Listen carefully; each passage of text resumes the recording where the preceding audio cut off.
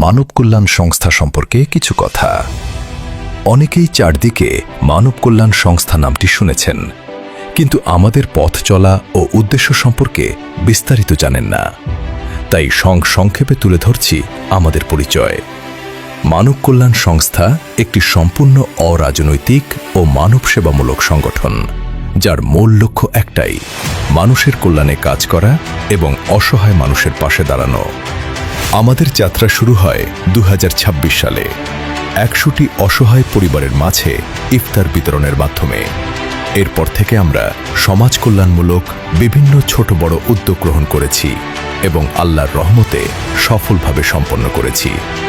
আমাদের উল্লেখযোগ্য কার্যক্রমের মধ্যে রয়েছে 100টি পরিবারের মাঝে ইফতার বিতরণ, সমাজসেবামূলক বিভিন্ন মানবিক উদ্যোগ বাস্তবায়ন, কিশোরদের মাদকমুক্ত ও খেলাধুলামুখী রাখতে ফুটবল টুর্নামেন্টের আয়োজন, একজন অসহায় মানুষের কর্মসংস্থানের জন্য মোটর চালিত রিক্সা প্রদান।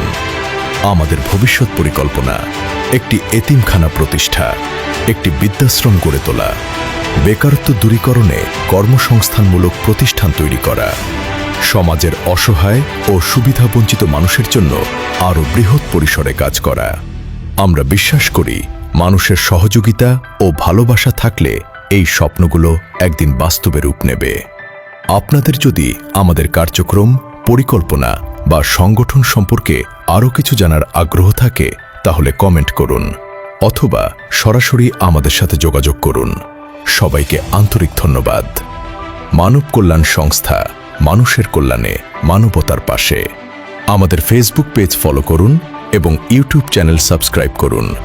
তথ্য ও প্রযুক্তি সম্পাদক আব্দুল গনি, মানব কল্যাণ সংস্থা।